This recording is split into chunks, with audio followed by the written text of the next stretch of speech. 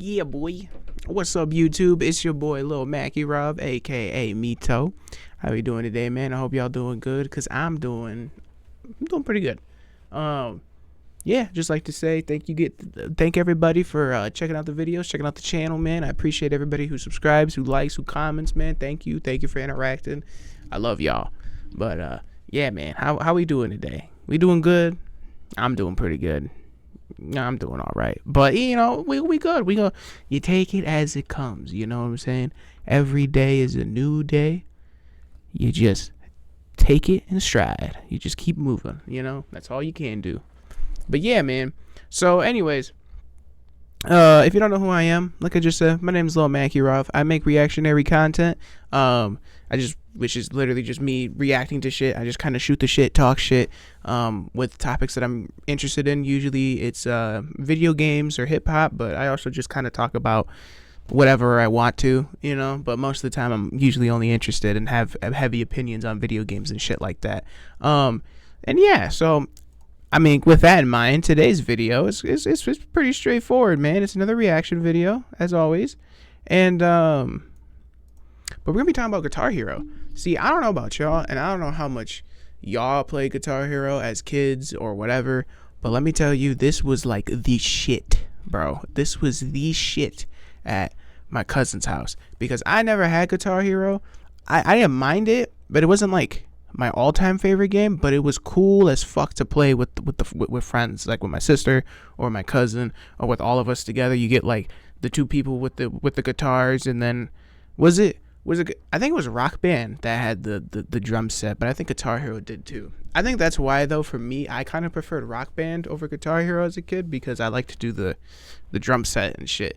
But I could fuck with some Guitar Hero too. It was just, bro, all the buttons on the neck and shit of the guitar, bro, it was just too many, bro. And then you want me to hyperextend my pinky to touch the orange button way down here to do expert. Yeah, no, you lost me, bro. But yeah, I came across this video. It's just called Why Guitar Hero Died. And honestly, I never thought about that. Like, we're in 2025. Dog, I can't even remember the last time they made a Guitar Hero game at all. But it used to be hella popular. I can't even, bro, I go to Walmart and I used to see the guitar controllers like inside of the glass cases and shit when you go to Walmart, like right there where the games are. You got like the games on the shelf, and then like underneath the games and shit, you got the fucking like the consoles, or at my Walmart you would have like the actual guitar consoles in there, or the guitar controllers in there too. I don't even see them motherfuckers anymore. Like it just totally blew past my mind through all these years that the Guitar Hero is just gone. Like, it just disappeared. And so yeah, I'm glad to see that this person named Robocast, this channel, they made a video about it saying why Guitar Hero died, and I'm interested. And I just want to see what the fuck's going on with Guitar Hero, man, because I'd like another Guitar Hero game. I'm not gonna lie, but yeah, let's see what's going on. Like I said, it's from Robocast. As always, I always leave the link to the original video down in the description below. So always make sure you guys click that video, come back over here to the original, give this a like, show them some love, always show them some support, man. And yeah, don't forget, if you like this kind of content for me as well, leave me a like, consider subscribing, leave a comment, let me know how, anything. just talk to me, or leave a dislike if you don't like the video. It's all welcome. So yeah, let's get right to it. Why Guitar Hero died. I'm very interested. Once touted as an I'm actually gonna also speed this up because I always forget to do that. We're just gonna go 1, 2, 5. impressive franchise that dominated college parties and family get-togethers to one that modern teenagers probably don't even know about, Guitar Hero's fall from grace was... Yo, that's true though. Yo, how many of y'all that are like, I don't know if I have any like people that are like 15 or 16 that watch my shit, but like if you like under the age of like 18, did y'all play Guitar Hero as a kid? Or like I mean, you guys are kids, but like, are y'all playing Guitar Hero now? Like, do y'all even know what this shit is? Like, let me know in the comments, because like, that's true. I don't ever hear like nobody talk about this game no more, unless you were, a part of that time when this game was popping, but like none of the, sorry, by the way, I'm opening a donut. I want a donut. I really want a donut. I don't ever hear kids talk about this fucking game, like, like ever. or Rock Band or any game like this, to be honest. The only game, you know what though? You know why probably? Because you know what game stole the sauce that this game had and it somehow became super popular. I mean, I'm not surprised because the gameplay that this game has was really addicting. But you know what game stole it and used it and has gotten super successful with it too? Fortnite. The Fortnite band shit, they do this too, where you can do like you can like pick your songs or whatever that you buy, your soundtracks from the shop, and then you can sing them with your homies and everybody. Like it plays just like Guitar Hero, but you're on Fortnite. Fortnite stole Guitar Hero sauce, bro. That's crazy. Because I promise you, if there's anybody under 18 that's watching this and they're gonna see Guitar Hero, they're gonna be like, oh, this shit just looks like Fortnite. This looks like the Fortnite band shit. And it's like, bro, that's crazy to think about. What we knew as Guitar Hero, these kids got on Fortnite. Fucking Fortnite, bro. Fortnite ruined a lot of shit. I'm not gonna lie, bro. Massive. How did a franchise with so much potential, 20 plus games, tens of millions of copies sold, and a massive cult-like following? 20 games? There's been 20 Guitar Hero games? What? When? Oh, dude, I'm out the loop. I only played like Guitar Hero 2 and Guitar Hero 3. That was like it. I don't know they had 20 other games. Are you dead ass? What the fuck? Vanish into complete obscurity within the span of a decade. Well, to tell this story, we need to start at the very beginning with a game that would change the industry forever. The origins of Guitar Hero began with the formation of two scrappy companies, Harmonix and Red Octane. Harmonix was established on May 10th, 1995 by Alex Rogopoulos and Aran Igozi, two new graduates from Makes sense that it seems like they were also in a band. Makes sense. So far, it's looking pretty accurate. MIT. The company was created with the goal of making non-musicians feel like musicians, although they had yet to figure out how to achieve this. Simple. Their first project was titled The Axe, and as Alex Rogopoulos put it, it wasn't a game, it was a joystick music improv system. And by this description alone, you can understand why it was a cataclysmic failure, selling only about 300 copies. Fast forward to 1999, and the duo had noticed the success of rhythm video games such as Beatmania, Parappa the Rappa, and Dance Dance Revolution. As they faced the reality of their latest business model failing, they decided to shift gears to developing video games. Their first video game, Frequency, released on No, real quick too. Do they still make Just Dance games? Because I used to... Bro. Just Dance was my shit, bro. Me and my sister used to go real competitive playing that shit, bro. That was the shit. November 20th, 2001 for the PlayStation 2. It was well received critically, but it sold poorly. Their subsequent titles, Amplitude on March 25th, 2003, and Karaoke Revolution on November 4th, 2003, met similar fates, critically successful, but not quite reaching mass appeal. The issue that Harmonix had with Frequency and their other early titles was that people just didn't care about the ideas these games brought to the table. So this meant that the company could make great games that people loved, but couldn't get people to see and try these games to begin with. They had a marketing problem, and it stemmed from the fact that they didn't have a dedicated hardware controller. You just played their games with a normal PlayStation controller, and that wasn't very fun. Around the same time, Red Octane was established by two brothers, Kai Huang and Charles Huang, on September 10th, 1999. It began as a digital games rental service, predating the likes of GameFly and Netflix. The premise was that you loan them games for some cash, then somebody gets to play it while you rent out a title yourself. Dude, you guys remember GameFly? You guys remember, bro, y'all remember those fucking commercials for GameFly, bro? The premise was that you loan them games for some cash, then somebody gets to play it. That was some shit, bro. If you, while you rent out a title. I don't know about y'all, bro. If y'all had friends that would have games from GameFly, for me, if I saw that GameFly envelope or that Netflix envelope, and that's what you're pulling your games out of, nigga, I thought you had money. I thought you was rich, nigga. I was like, the fuck? Y'all just renting this shit? Y'all paying money to rent this shit instead of just buying it? Oh no, y'all gotta have some money. What the fuck? Bro, GameFly used to be...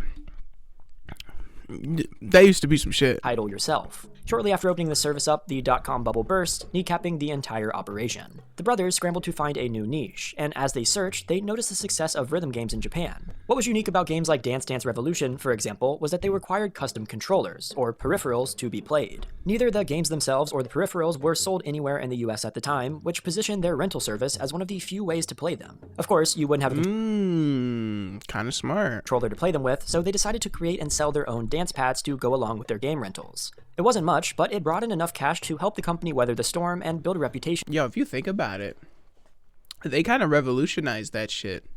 Low key. Like, they kind of inspired, like, the Wii, in a way, if you think about it. Because, like, the Wii kind of did some like similar shit. Like when you bought like the Wii and you got the whole Wii Fit bundle, and they sold you not only obviously the motion controllers, but then that little pad, whatever you call it, that Wii Fit pad thing that you would stand on to play the Wii Fit games.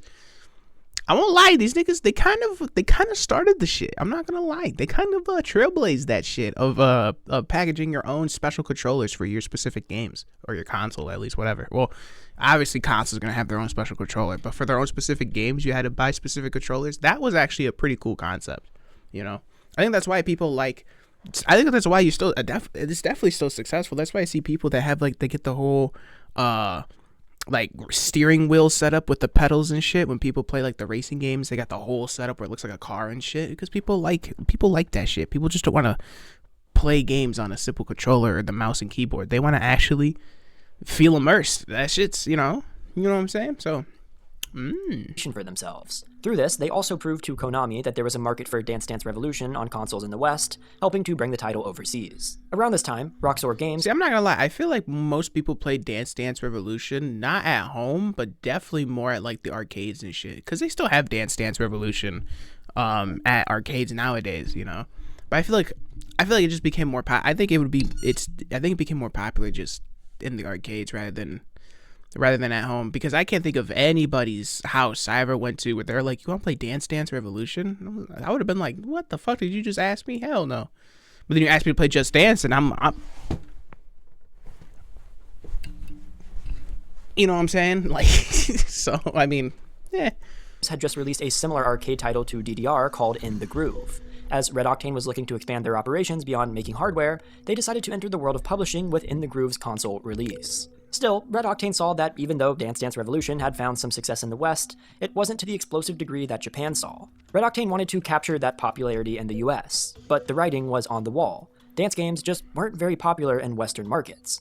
They had to think outside of the box and find a way to make rhythm games interesting for American audiences, so designing hardware centered around rock and roll instruments like guitars and drums were their best bet. They got a lot of inspiration from a Japanese arcade cabinet series called Guitar Freaks, and began... That's kind of funny, though. They were like, how do we make rhythm games more appeal more to the Western American audience? What do we do?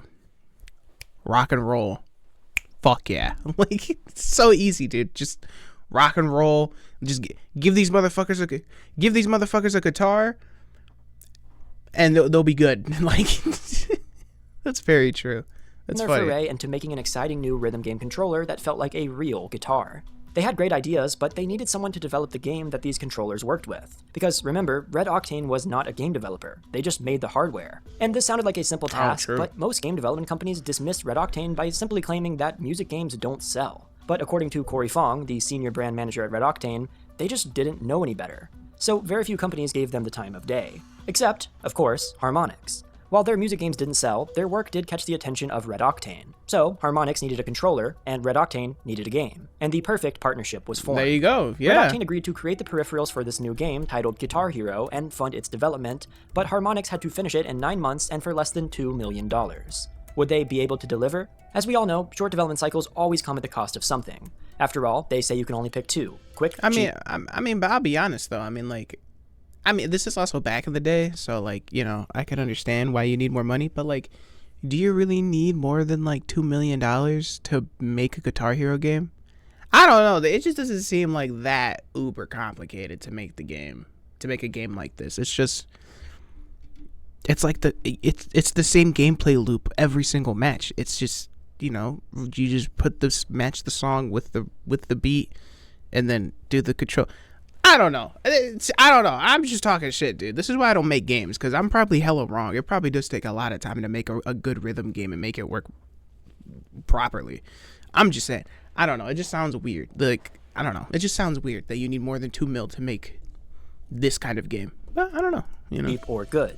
But somehow, Harmonix had to do all three. Fortunately, they had the foresight when negotiating contracts with past publishers to allow the company to retain all rights to the code used in their other games. This meant that they weren't working off of a blank slate. They could use the systems from their past rhythm games to quickly craft a working build. Bars. And their past titles, Amplitude and Karaoke Revolution, were basically the perfect combination to create something like Guitar Hero.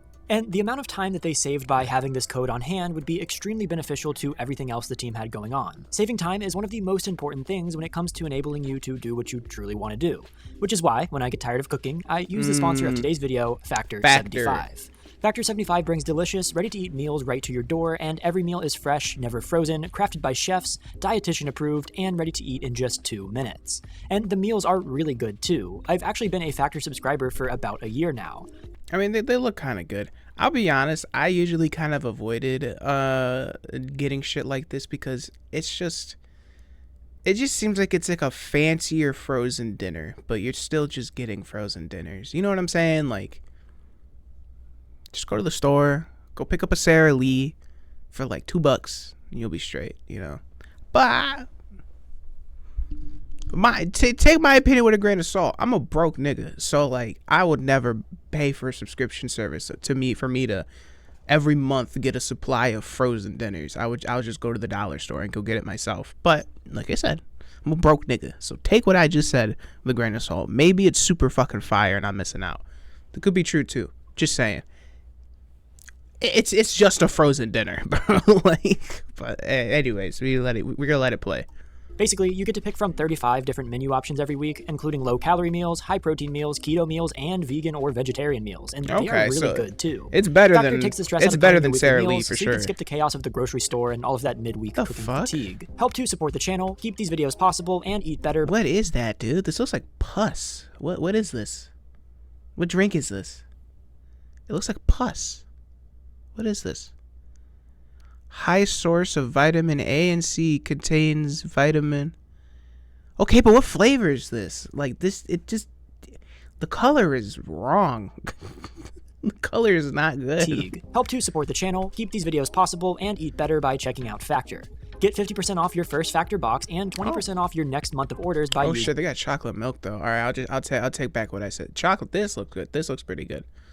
My link. Click the link in the description or scan the QR code on the screen with your phone to switch today to save time and money. I try and eat it. Healthier. Honestly, Thank you to Factor I try for helping it. me to keep my food costs down and sponsoring this video. And let's now talk about the cost involving Guitar Hero. In order to keep licensing costs down, Harmonix only purchased the rights to do covers of songs and had Wave Group try to recreate them as closely as possible for the game. This was a great solution for the early days of the franchise as it allowed them to save money, but licensing would become a bigger issue later down the line. Throughout Guitar Hero 1's development, the game was an absolute hit with the staff.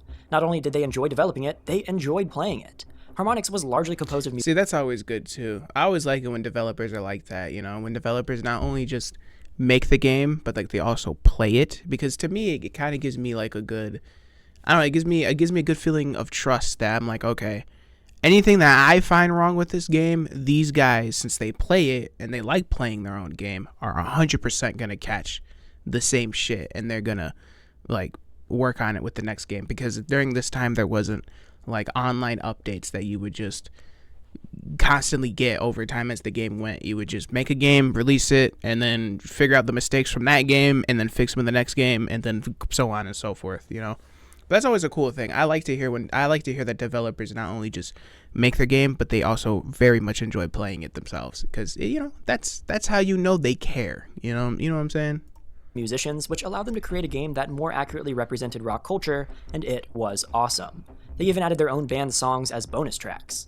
Things were looking great, but only time would tell if the customers felt the same way. Prior to release, Guitar Hero's big break was when Red Octane's senior brand manager, again Corey Fong, contacted IGN and asked them to check out the game. The team at IGN loved it, and people flocked in droves to try it out at that year's E3. Guitar Hero released on November 8th, 2005, and the reception was nothing short of massive. That was 20 years ago, bro. That's 20 years. This game is 20 years old now. Just think about that. That's fucking crazy, bro. That much time has passed already. Man, what the fuck? I miss when I was a 13-year-old kid, dude, just fucking around playing this shit. Man, that's crazy.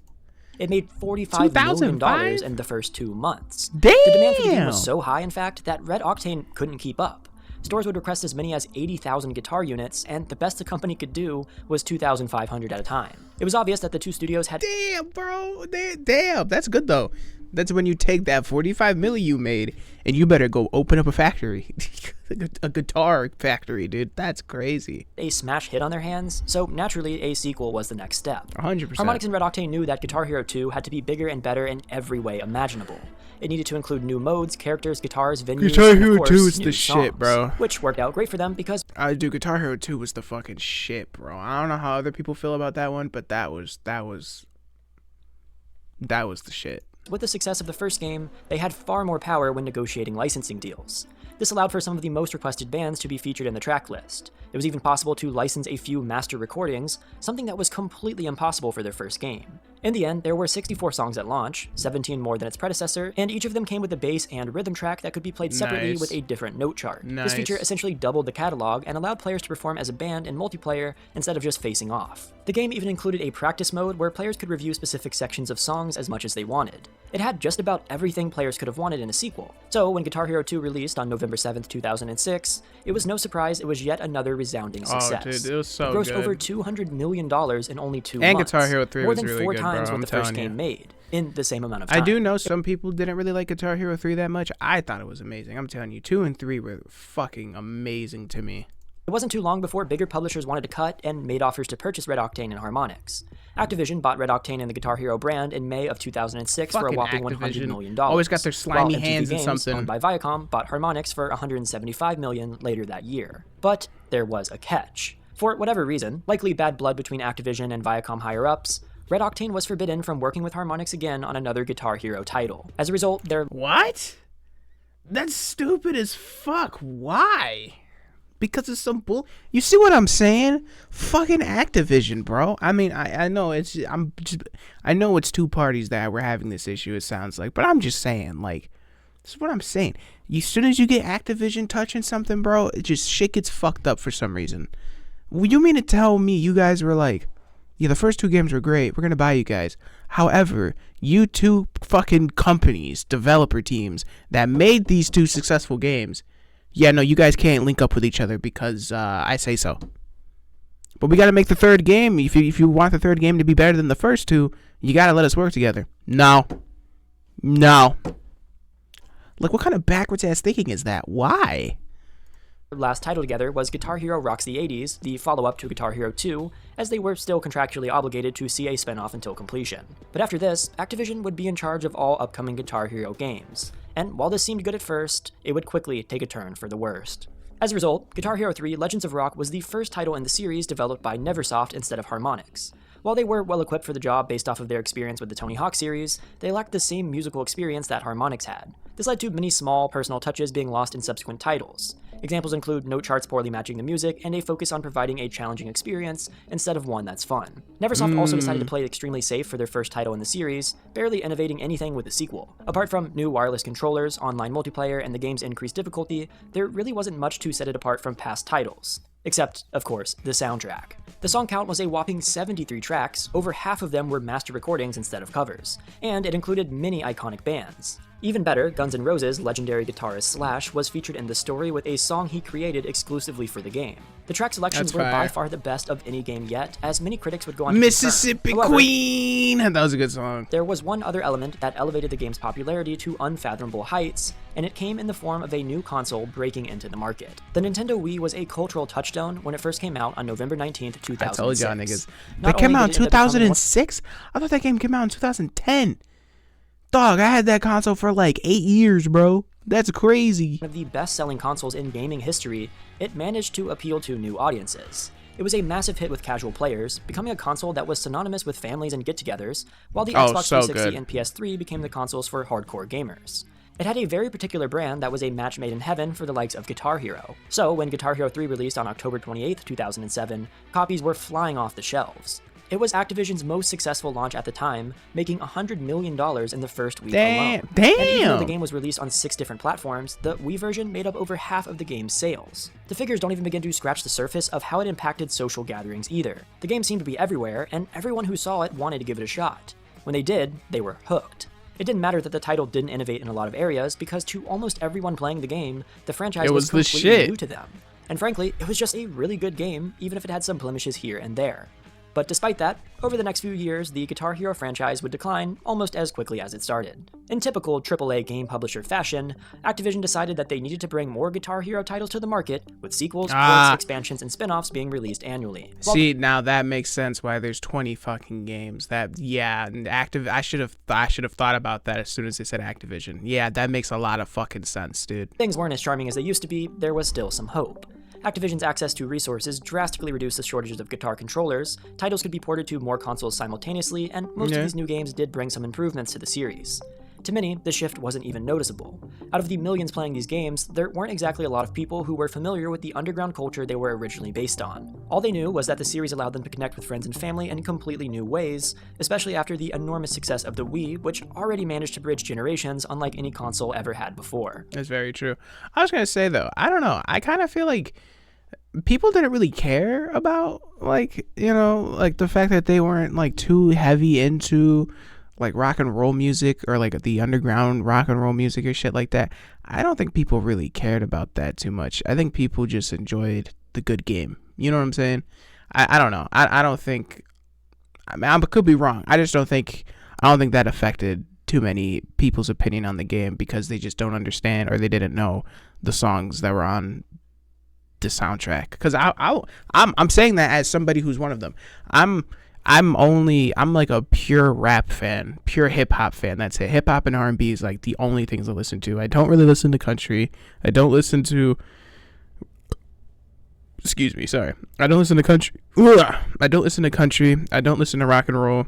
I listen to like heavy metal every once in a while, but it's like two bands I only listen to, which is like Five Finger Death Punch and Avenged Sevenfold. Those are like the only bands I listen to. Other than that, I don't listen to rock. Like, I never listened to any of this shit, but I still love the fuck out of Guitar Hero. All the first three, I loved the fuck out of all of them. You know? So, I mean, I don't think it matters that much.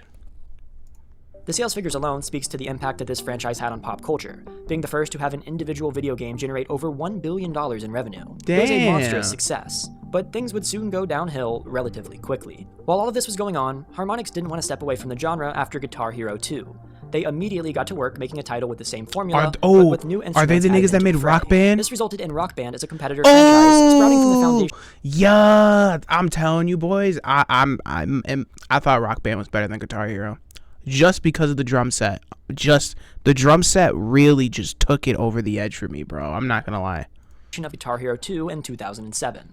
The company's drastic innovations ended up becoming an astronomical critical and financial success, bringing in over $600 million despite the additional peripherals bringing the price tag up to $200. Rock Band wasn't made with the intention of killing Guitar Hero either.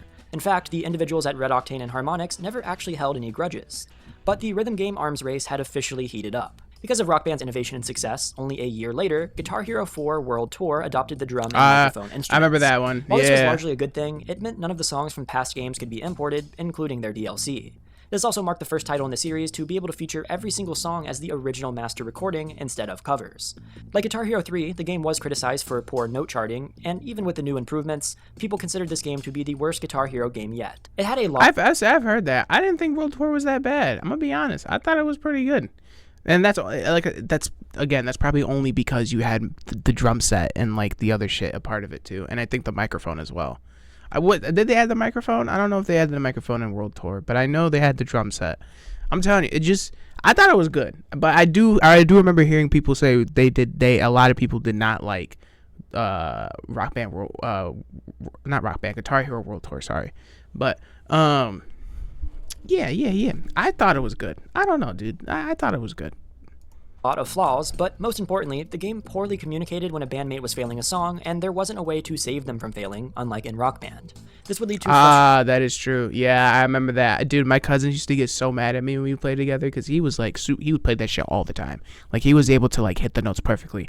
I'm over here like moving slow, like blue, orange, oh shit, orange, blue, green, orange, like, and as soon as I start fucking up, dude, yeah, it didn't matter. I completely fucked over the run.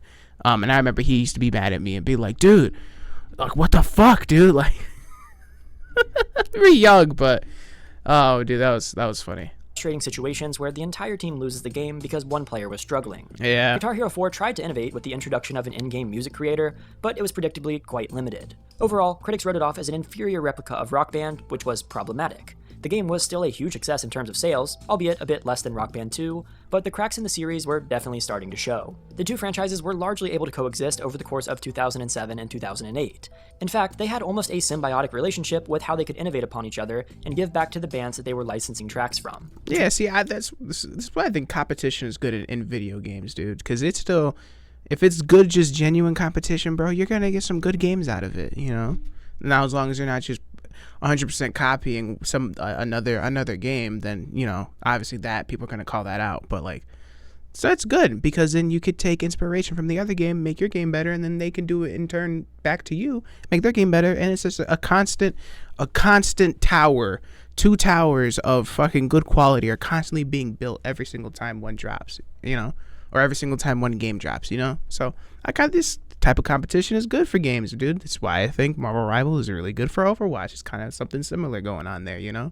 Between 2005 and 2008, a total of 6 Guitar Hero titles were released. Damn. And with the success of Rock Band, the rhythm game market would soon be extremely oversaturated. To fight this oversaturation, Activision would do something that would begin the downward spiral that would eventually kill this beloved franchise. Oh, here, let me guess. Let me take a small crack at it.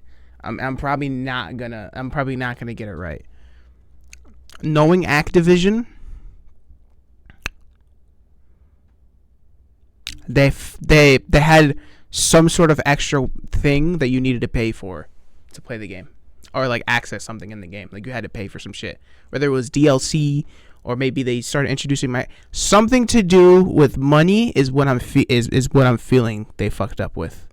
I don't know exactly, but let's see. I don't know. I'm just talking shit. Let's see. In 2009, 6 new Guitar Hero titles came out. Remember, there were 6 mainline titles released by the end of 2008, and by the end of 2009, that number had doubled. It was a mad dash to capitalize on market share and compete with Rock Band, and all intentionality was thrown out the window. One of these new games, Smash Hits, didn't even feature new songs. It was just a combination of the most beloved and played songs of the series. Critics called it the definition of milking a franchise. Damn. The excitement for each of these new Guitar Hero games began to fade, and people were quickly becoming overwhelmed with the number of titles on the market. This was indicated by Guitar Hero 5 barely selling 1 million copies by the end of the year, less than a third of the past entry in the series, despite actually being a pretty decent game. But to make matters worse, Rock Band released 3 titles in 2009, further compounding to the oversaturation of the genre. You couldn't go into they had Lego Rock Band? That's kind of cool, though. Any game store without being met with an onslaught of rhythm game titles, like it or not. And let us not forget the elephant in the room. The 2008 recession was still being felt heavily by many. Even if you were interested in all of these titles, there were very few people who could actually afford to buy all of these AAA rhythm games, plus the expensive peripherals that they called for. 3 of the Guitar Hero titles that were released in 2009 were minor expansions, coming with less songs and overall polish than mainline releases, but still being sold at a full $60 price point. The last of which, Guitar Hero Van Halen, was ripped to shreds by critics and fans. IGN's Eric Brudvig said, "No effort was put into making it good. It's a step backwards for the franchise and a totally unnecessary release." With other critics, like the ones at GamePros... So I'm telling you, I didn't know they made all these games. I didn't even know Rock Band made all those games. That's crazy. Like, the only games I ever heard of from Rock Band was Rock Band 1 and Rock Band 2. That was it. So, like, it's crazy how quickly they decided to really try to capitalize. Like, they did, like, a whole Assassin's Creed effect almost. At least with Assassin's Creed, you know, all the new games that come out, they at least try to make it a little different than the last one. It's not. But that's why I feel like this is kind of hard, though, because, like, how much more different can you get in a rhythm-based game? Like, what else do you add to it? Do you add vocals? Like, do you add, like, the whole karaoke singy part to it? That'd be pretty cool. But, like, after that, like, what else do you add to it? There's not much else you can really innovate on it with, you know? Not that I could think of. So it's like, I feel like at some point, and especially this definitely, if they would have, I feel like if Guitar Hero and Rock Band would have slowed it down and just started releasing games every couple of years, I feel like this game would probably still be alive. But when you're already in a genre that I feel like is pretty limited as far as creativity and innovation, and then you want to double down on it and release 6 games in a year of the same fucking genre, of the same shit over and over again, you're gonna hit that peak a lot faster than as if you would just be like, hey, let's just release a game every couple of years so we can have time to think about something different to add to it, and then, you know, you'll slow down your rise instead of having a fast rise and a quick fall. It's a slow rise and then maybe a fast fall, but at least it's a slow rise that lasts a little longer. That's the way I look at it, you know?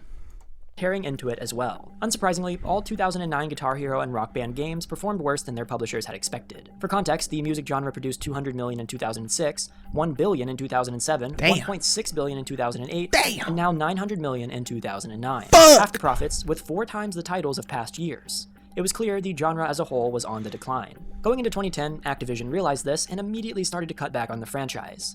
On February 11th, 2010, news broke that Activision was shutting down Red Octane, one of the original creators, and moving staff responsible for developing Guitar Hero controllers directly into Activision. Even worse, Neversoft's Guitar Hero team was set to be dissolved after completing development on Guitar Hero 6. The future of the franchise seemed grim, even if Activision claimed that they were just putting Guitar Hero on hiatus. If these remaining titles didn't perform well, Activision was sure to pull the plug entirely. So when Guitar Hero Warriors of Rock came out on September 24th, 2010 and received mediocre reviews, it was a death sentence for the series. The title failed to break even 1 million sales, and reviews were at an all-time low, a stark contrast to the glory days of the series. The game was meant to be a return to the series' roots, but it had an incredibly weak setlist that could barely be considered rock. A number of songs didn't even feature guitars as the dominant instrument. That's crazy. crazy. Big oversight for a game called Guitar Hero. All in all, the game felt aimless and underwhelming. The last DLC for it was released on April 12, 2011, barely 6 months after the game came out. And on March 31st, 2014, all of the DLC for Guitar Hero Warriors of Rock were permanently removed from storefronts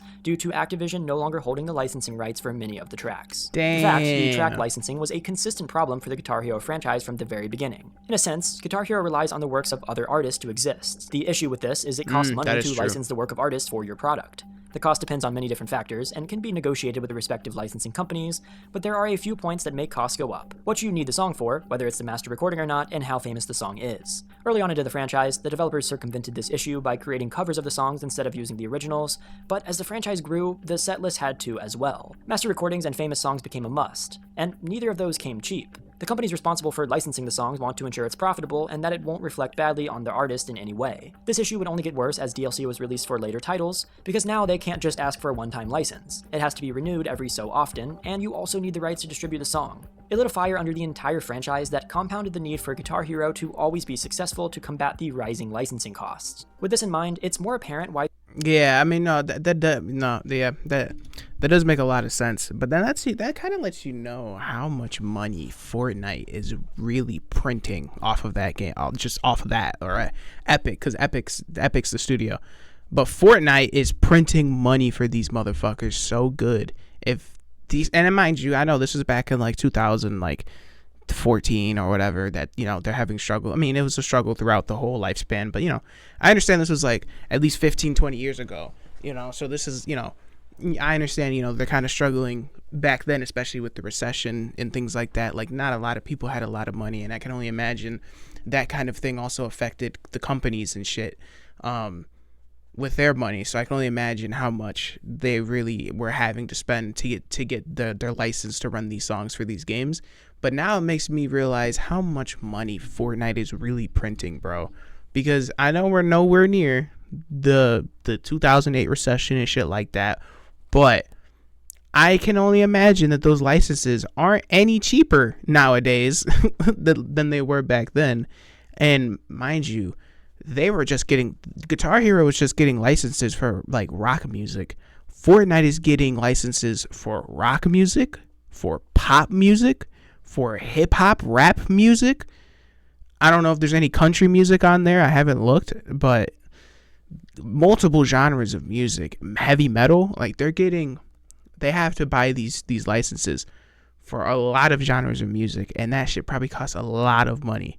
That's crazy, bro. Fortnite is a fucking money glitch, an actual real life money glitch. That's insane. Why the poor reception to Warriors of Rock was such an issue to the company. Activision determined that Guitar Hero was no longer the flagship franchise that it used to be. And Neversoft, the Activision studio that developed all of the Guitar Hero games since Activision acquired the rights to the franchise, was in rough waters too. Between the declining Guitar Hero sales figures and the disinterest in the Tony Hawk franchise that put them on the radar, they were no longer profitable, and Activision deemed that it was time to consolidate them to mitigate losses. losses. So Neversoft was shut down in 2014 and merged with another Activision studio, effectively pulling the plug on all future Guitar Hero projects. On the other side of the coin, Rip. while Warriors of Rock was a disappointing release, Rock Band 3, which came out around the same time, fared infinitely better with critics, receiving 3 perfect ratings in all and over a 90% on Metacritic. But even with the positive reception, the sales of this game were also only a modest success, reaching a mere 1.2 million units over the course of 5 years. Damn. The rhythm game market was officially oversaturated, and no matter what new gimmicks these franchises brought to the table, people just weren't going to be buying Guitar Hero and Rock Band games like they used to. Rock Band 3 did manage to maintain profitability due to the increased price points surrounding the peripherals and the constant barrage of DLC releases, at least for a little while longer. But the truth of the matter was this. Guitar Hero and Rock Band were in an arms race, flooding the market with expensive, somewhat repetitive rhythm games that required upwards of a few $100s worth of peripherals. There's only so much demand for music games, and when there are 20 plus games released in less than a decade, people are going to lose interest. So, while Guitar Hero's fate was sealed a bit sooner than Rock Band's, the failure of both franchises was inevitable. With Neversoft shut down, Guitar Hero fell off the radar after Warriors of Rock. But in a last-ditch effort, Activision released Guitar Hero Live in 2015, using another one of their subsidiaries called Freestyle Games, who worked on another series of rhythm games called DJ Hero in 2009. This new title was supposed to make Guitar Hero exciting again by switching to a 6-finger controller to more accurately represent real guitar strumming, instead of the 5-finger controller that was used from the very beginning. And while this sounded great in theory, fans hated it. Plus, because of this change, no songs from past games were backwards compatible, and you were also forced to buy an entirely new guitar controller, making the barrier to entry even higher than it should have been. The visuals were also completely changed, losing the character and flair that made the game feel fun and exciting, and the notes were also entirely redesigned to a weird 3-note system that made the whole thing feel bland, corporatized, and uninteresting. The game also only— That's crazy. I would say this does look pretty weird. I don't like the just random footage of a concert in the background while I'm doing this. Like I do like the design of the 3D design of the Guitar Hero characters. This just kind of feels a little weird. Honestly, this is definitely cheaper for sure. Just having a video as the background and then just making this whatever the fuck this kind of rhythm track is. This entire thing just kind of does scream cheap to me. only had 42 songs by default, and you had to play to earn tokens and hero cash to temporarily unlock the ability to play the good parts of the catalog. The whole system was terrible, and it was honestly a disgrace to longtime fans of the Guitar Hero series. So of course, the game flopped and caused half of the Freestyle Games staff to be laid off only 4 months after the game's initial release. And this failure marked the final straw for the future of the Guitar Hero franchise. And believe it or not, Rock Band never quite met the same fate. Instead of changing everything, Rock Band 4 largely stuck to the same formula, but for next-gen consoles, and saw a huge success, resulting in around $100 million in sales by early 2016. Oh, shit. The game's launch catalog, thanks to allowing the importing of past songs and purchasing of previous DLCs, spanned over 1,500 songs. They operated on the philosophy that if you bought a Rock Band song, it should still be yours in Rock Band 4. In 2021, Epic Games purchased Harmonix, and they were— That's base. No other game company is going to do that for DLC. None. Dude, I mean, I guess you can count Overwatch. You know, Overwatch still lets you keep all your skins when they transition to Overwatch 2, which is good, because I think people would have been very upset. But, like, they're definitely one of the few games that'll allow you to do that. And I'm pretty sure if they could, they would not have let you do that, you know. I mean, look at Smite. Smite 2 did that, where they're completely pretty much just all the skins you bought in Smite 1, yeah, they don't transfer over to Smite 2, buddy. You're shit out of luck. What's the excuse? They just can't, apparently they can't port them into the new engine, and they're going to be releasing new skins, so what does it matter? Just pay more money. Like, that's based. I like this. This is based. Good on you, Rock Band, for doing shit like that. Being for the gamers. That's fire. worked on Fortnite Festival. Rock Band 4 would continue to be supported with new weekly DLC all the way up until January of 2024, and all the DLC from Rock Band 3 was also available to purchase, allowing players who also utilized the extensive free importing features to potentially amass a catalog of over 3,000 songs. Damn. We don't know what the future holds for Harmonix and future Rock Band titles, but we do know that Guitar Hero's fate is sealed, at least for the foreseeable future. I'm sure Activision will bring Guitar Hero back sometime over the next few years, continuing the same cycle of greedy AAA developers ruining franchises just to bring them back from the dead in the name of profit. Nah, I don't think they will. I'm gonna be honest with you. I don't think they will. Why I don't think they will? Because Fortnite stole all of their sauce. Like, you want to play Guitar Hero? Go play Fortnite bands or the Fortnite Rock Band, whatever you call it, the Fortnite band shit, whatever it's called. The festival. That's what it's called, the festival. Yeah, go to the Fortnite festival. It's literally Guitar Hero, but all the songs that you buy from the fucking from the item shop. So it's all your favorite songs that are. It also has, you know, it's also outside of just rock. So you got hip hop and like all a bunch of other shit in there too. The only thing you don't have is the guitar, you know, which I guess is kind of the big thing on why people even play the rhythm games in the first place, because you get a little special controller to play it with. I'm just saying though, you want to play a Guitar Hero like a similar Guitar Hero experience, go play the Fortnite Festival, dude. But that's why I don't think Activision will try this again, because I mean, if Rock Band is still going in 2024, you know, I mean, they said that was their last thing, that was like their last DLC that they were doing. It was back in 2024, but still, that was only like a year ago. So it's like, if Rock Band was still going for all these years and you got Fortnite, nah, dude, you might as well just leave Guitar Hero where it's at, bro, because it's not gonna make no waves to come back. Maybe initially because of nostalgia, but nah, that bitch is gonna flop. But yeah, man, that's been this video, man. If y'all like the video, don't forget to leave a like, leave a subscribe, leave a comment, let me know how you feel about Guitar Hero. If you miss it, you know, just let me know how you feel about it. And don't forget to always check the description below, because I'm gonna link the original video. Make sure you come over here and show this person some love, man. They made a great video. And yeah, it's been me, Lil Mackie Rob, and I will catch y'all later, man. Peace out.